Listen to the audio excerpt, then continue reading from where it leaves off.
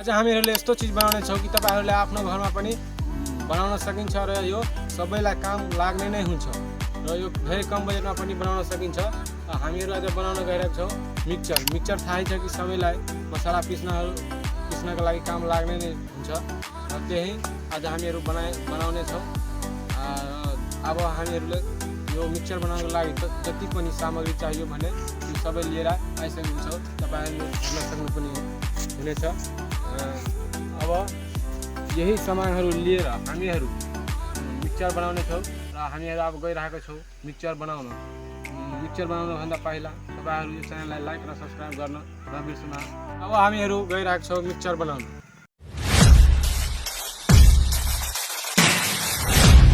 तपाईहरु हेर्न सक्नुहुन्छ कि हामीहरू कुन सामान लिएर बनाउने छौँ। एउटा मिक्सचर, एउटा डिवा लिएको छौँ।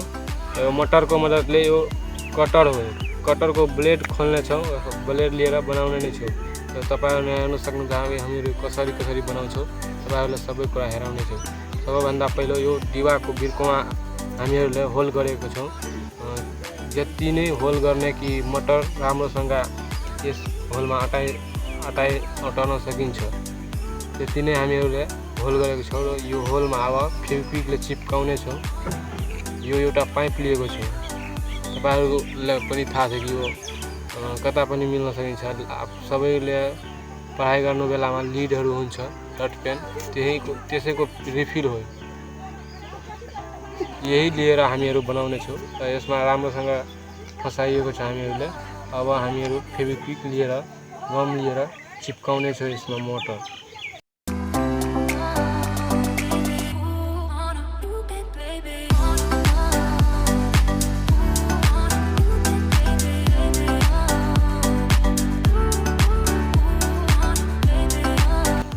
अब थोरै देर सुक्न दिँदैछु राम्रोसँग चिप्कनका लागि।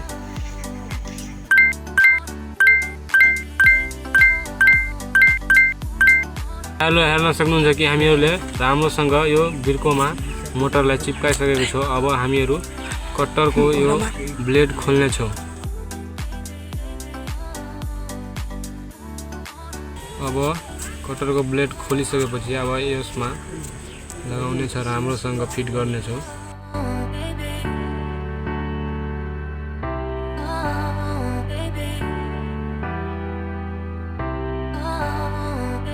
हामीहरूको मिक्सचर हेर्न सक्नुहुन्छ कि अब रेडी भइसकेको छ। अब हामीहरू चल्छ कि चल्दैन ट्राई गर्न गइरहेका छौँ।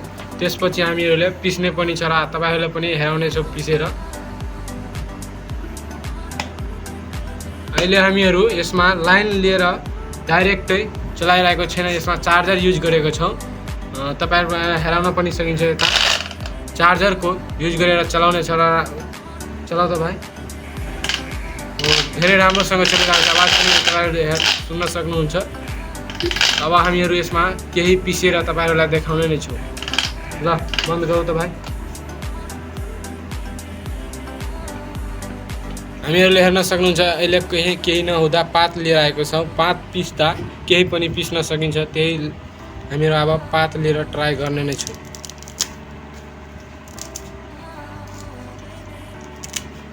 अलि टुक्रा गर्दै दिनेछौँ, तब यो डिमामा अट्छ होला तर हटाउँदै पनि हुँदैन। अब हामीहरू हेर्न सक्नुहुन्छ यसमा पात दिएर अब ट्राई गर्नेछौँ।